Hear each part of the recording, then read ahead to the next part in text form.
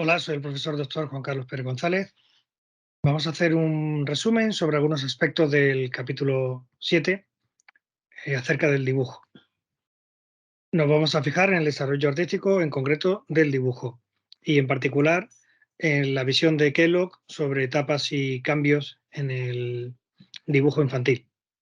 Y también vamos a valorar cómo evoluciona el dibujo de la figura humana y qué relación tiene con la inteligencia.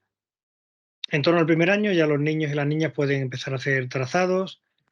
En torno a los 2 años, esos trazados son más circulares, juegan ya más con líneas curvas, en función de que va madurando también su motricidad fina, la gruesa, pero sobre todo también la motricidad fina. Y aquí, por ejemplo, tenemos un caso de un niño de 2 años y medio que en el caso de los dibujos A y B, de las formas representadas, los garabatos en las figuras en A y B, vemos que aparentemente es un simple revuelto de líneas curvas. Sin embargo, el niño que lo estaba dibujando estaba utilizando la onomatopeya brum brum, y más tarde se vio que cuando continuó dibujando en este estilo, al final lo que estaba representando era una motocicleta. Con lo cual, esto sugiere que ya en los primeros garabatos puede haber intencionalidad y sentido para los niños en sus dibujos, y no simplemente ser fruto del placer de expresar líneas en el contraste del papel. En torno a los 2 años también pueden aparecer ya las primeras representaciones de la cara humana, que es algo más habitual a partir de los 3 años, e incluso las primeras figuras de un ser humano o de un animal con aspecto humanoide, al representarse fundamentalmente en posición vertical. Bien, y en torno a los 4 años, pues ya estos dibujos son un poco más complejos, más precisos. Se empiezan a realizar también dibujos sobre animales o plantas, se pueden dibujar eh, figuras para tratar de representar a toda una familia, y aparece lo que se llama la primera forma de figura humana, que se conoce como renacuajo, que es una cabeza básicamente con brazos y piernas cortas o piernas muy largas, pero casi sin tronco. Luego ya en los años 5 y 6, fundamentalmente es cuando se empiezan a apreciar las bellezas de los dibujos más complejos en la infancia, y en concreto en el periodo de educación infantil. Bien, pues un análisis de estas posibles etapas se ha hecho a lo largo de la historia por muchos autores. En concreto vamos a ver la propuesta de establecimiento de etapas en el desarrollo del dibujo infantil de Kellogg, que es de las más recientes, aunque ya es del 69, ¿no?, del siglo pasado.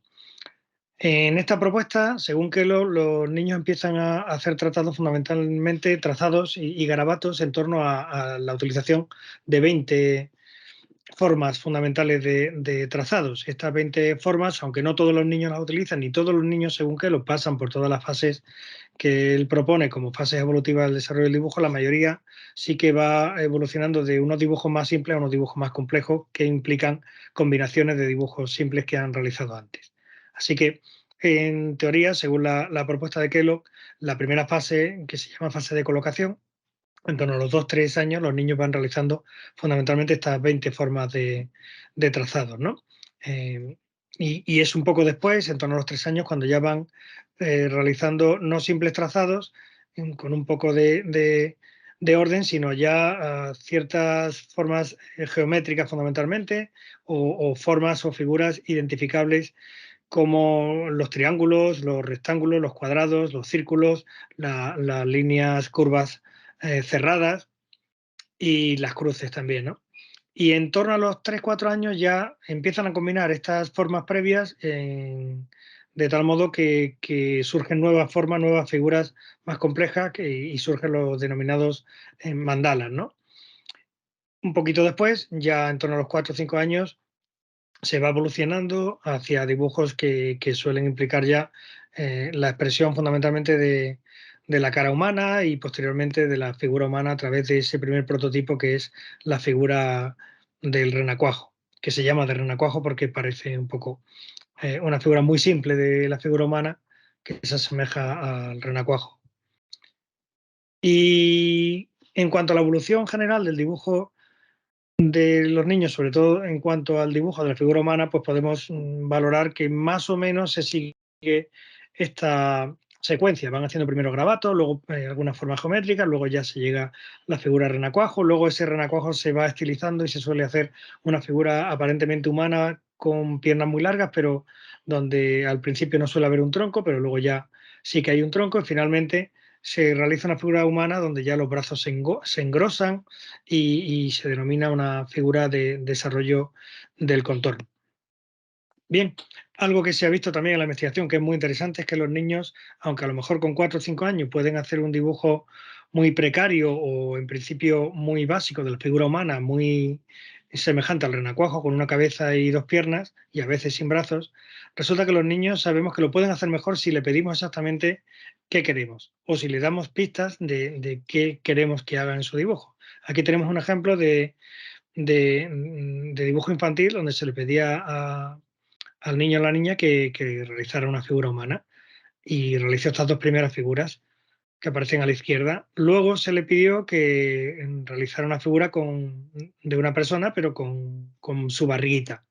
Y entonces ya representó su tronco con un cuadradito y también puso un sombrero, ¿no? Al parecer. Y finalmente se le pidió que dibujara a una persona sujetando una flor y ya aparecen brazos y una flor. Así que esto demuestra que los niños sin más instrucción que el pedirles más detalle son capaces de hacer más de lo que inicialmente eh, pueden mostrar en un dibujo, ¿no? En un dibujo espontáneo.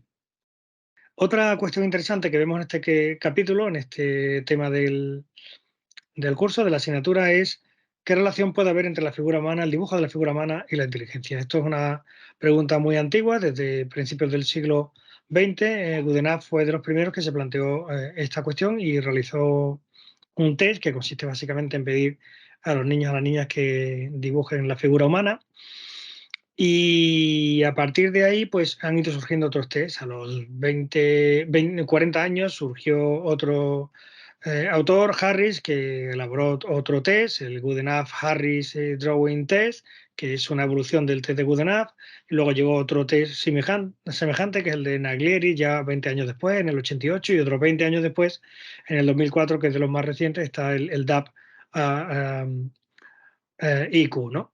De Reynolds y Hickman. Bueno, pues en todos estos test, básicamente lo que se pide en unos, se pide al niño que dibuje, se dibuja a sí mismo y en otros también se le pide que dibuje a un hombre y que dibuje a una mujer. En general, la investigación indica que hay una cierta relación bastante importante entre la capacidad para dibujar detalles y precisión en la figura humana en la infancia y el desarrollo de la inteligencia.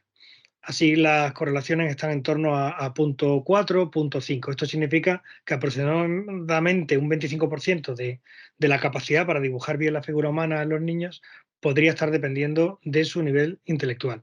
Sin embargo, no siempre los niños más inteligentes dibujan mejor ni los niños menos inteligentes dibujan peor. Otra revisión interesante de esta cuestión sugiere que hay un componente genético importante, la capacidad de dibujar la figura humana, igual que lo hay en la inteligencia de los niños. Y que la relación entre la capacidad de dibujar la figura humana y la inteligencia de los niños está más o menos en torno a una correlación de punto 3, punto 2. Esto significa que aproximadamente un 10% de la capacidad para dibujar la figura humana puede depender de la inteligencia del niño. Un 10% que es bastante, pero aún queda mucho más de su capacidad para el dibujo que no tiene por qué depender de su nivel de inteligencia.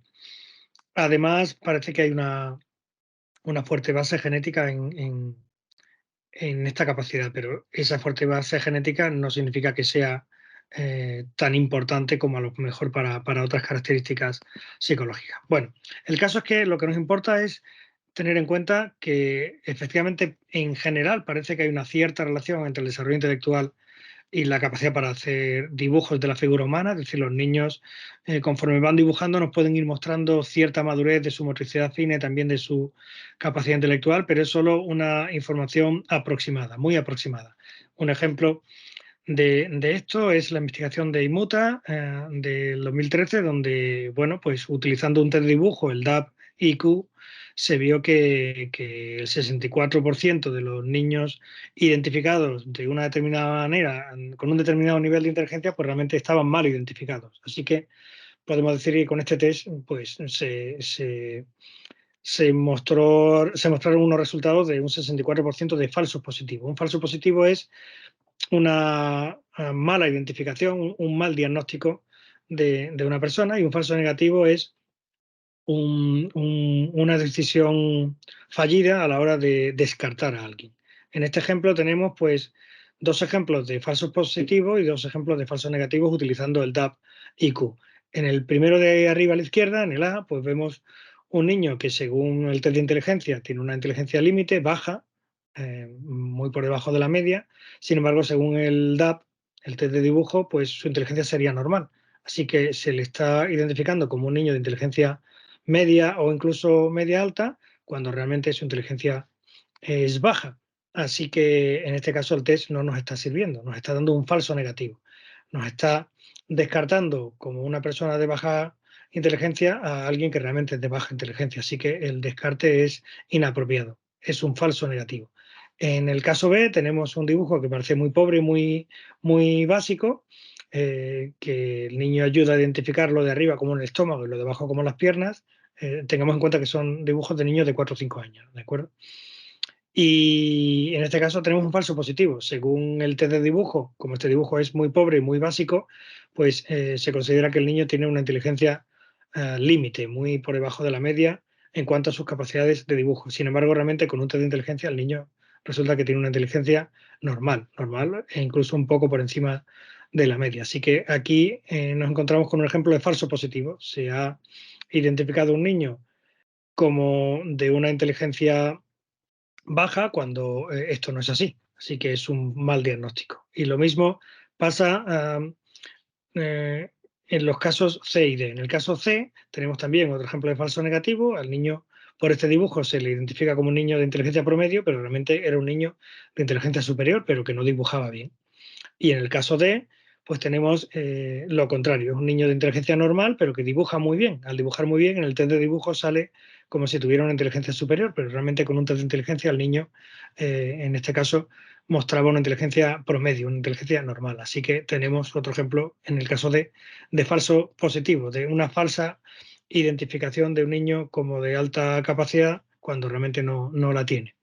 Así que, en general, estos test de dibujo solo nos dan una idea muy aproximada del desarrollo intelectual del niño. También se han utilizado estos test para tratar de evaluar el nivel de desarrollo de la personalidad y socioafectivo de los niños, pero no parece que sean tampoco buenas herramientas diagnósticas para ellos. Sí que sirve el dibujo para los niños, pues para facilitar su estado de ánimo, que se encuentren mejor, para facilitar su comunicación con ellos, pues por ejemplo cuando hay que trabajar con ellos en terapia o cuando hay que hacerles una entrevista en el entorno escolar o en otro entorno.